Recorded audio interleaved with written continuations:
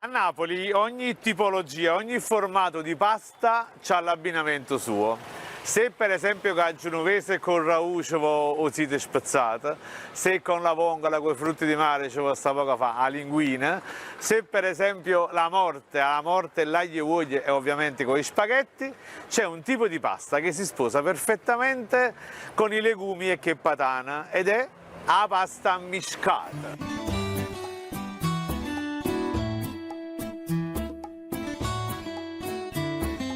Ci sta poco da fare, per fare la miglior pasta e fagioli, pasta e cicero, pasta e patana, il formato perfetto da utilizzare è la pasta mista, la pasta ammiscata, quella che gli anziani chiamavano a munnezzaia. La munnezzaia invece si è presa la sua rivincita sui formati di pasta più blasonati e vi spiego perché. La pasta ammiscata nasceva in realtà come un prodotto residuale, sì, perché quando la pasta veniva venduta dai salumieri a peso veniva trasportata in delle cassette di legno, quindi i pastai trasportavano le cassette e sotto ovviamente nel trasporto c'era sempre un po' di pasta che si rompeva, lo spaghetto spezzato, la pannetta o maccherone zite che si rompeva. I salumieri vendevano a peso la pasta più blasonata, come dico, gli spaghetti, le penne, i paccheri, però poi vendevano a prezzo di forfait questa pasta rotta, quella che era rimasta sotto, insomma a munnezzaia, la pasta ammiscata.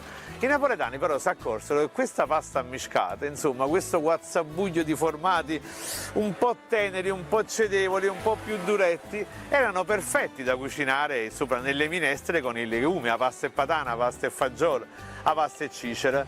E quando negli anni 60, negli anni 50-60, la pasta smise di essere venduta a peso dai salumieri nella famosa carta maccheroni, quella carta blu, si cominciò a vendere invece già impacchettata.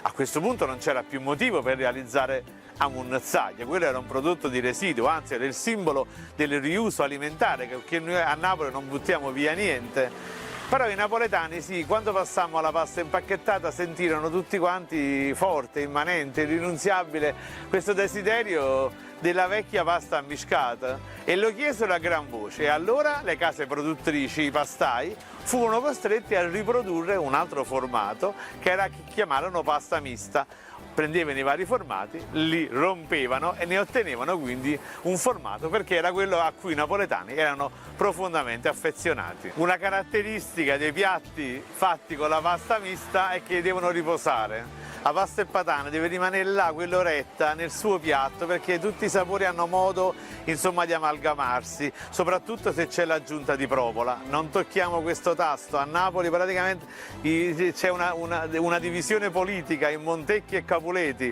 Pasta e patana con provola sì, pasta e patana con provola no. Beh, guardate, io non lo so, provola sì, provola no, a me piace con la provola, però una cosa è certa, la pasta e patana sa da fare la pasta ammiscata.